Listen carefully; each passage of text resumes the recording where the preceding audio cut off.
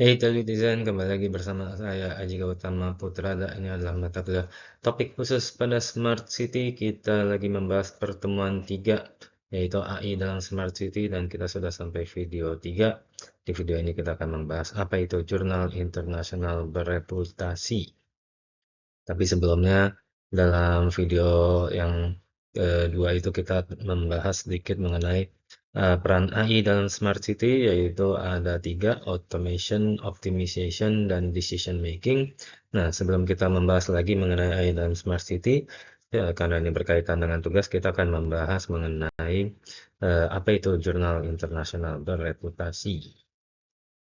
Untuk mengetahui apakah sebuah paper itu dari jurnal internasional bereputasi atau tidak, buat rekan-rekan yang mungkin masih ambigu, nah, pertama kita kan biasanya mencarinya di Google Scholar ya.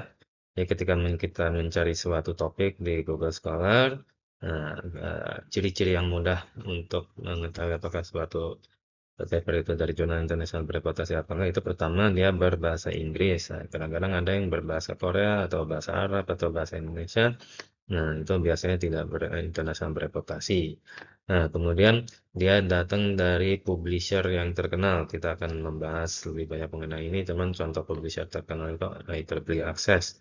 Dia biasanya bisa langsung di-download atau dia open access. Jadi yang susah di-download harus menggunakan Shihab, mungkin itu paper bagus, cuman biasanya tidak berkualitas. Terus habis itu terakhir dia mempunyai skema ranking, atau mungkin kalian pernah dengar SJR dan impact factor. Ini juga kita akan bahas lebih dalam di slide berikutnya. Nah, apa saja publisher-publisher terkenal? Mungkin rekan-rekan sudah sering dengar, tapi saya mempertegas saja. Ya, kalau misalnya menemukan jurnal paper dari publisher ini, bisa dipastikan dia bereputasi. Tinggal dicek lebih jauh lagi. Misalnya dia adalah paper dari IEEE, ini yang paling berkaitan dengan kita, karena ini khusus untuk elektro dan computer science. Nah, terus dari situ ada Elsevier, ada Springer, ada MDPI. Ini biasanya open access semua dan mudah ditemukan papernya. Kemudian ada Wiley, ada ini saya rasa yang di bawah ini tier 2 ya dibanding yang di atas. Wiley, Taylor and Francis, SageBook, dan ACM. Nah, jadi apa namanya, yang utama adalah yang 4 yang di atas. Nah, ini juga kalau nemu dari ini boleh juga atau boljuk. Nah, terakhir kita akan membahas mengenai Schema Go Journal Ranking atau SJR. Ini juga udah pada tahu. Jadi ada 4 kuartil, Q1, Q2, Q3, dan Q4 dari masing-masing paper. Semakin rendah Q-nya semakin baik. Jadi Q1 itu paling bagus.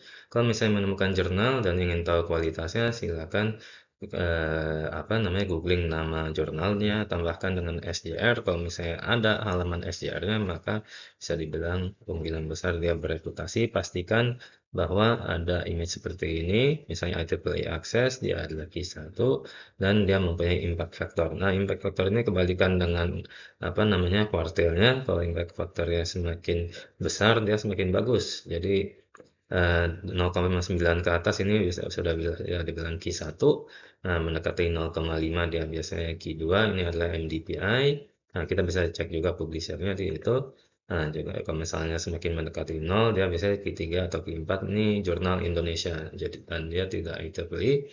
Jadi tidak menutup kemungkinan bahwa suatu jurnal Indonesia bisa jurnal internasional dan bereputasi juga. Ini adalah akhir dari video ketiga. Di video ini kita membahas sedikit mengenai apa jurnal internasional bereputasi. Nanti di video berikutnya kita akan mendalami tentang beberapa topik-topik menarik dalam AI pada Smart City. Terima kasih atas perhatiannya. Sampai jumpa pada video berikutnya.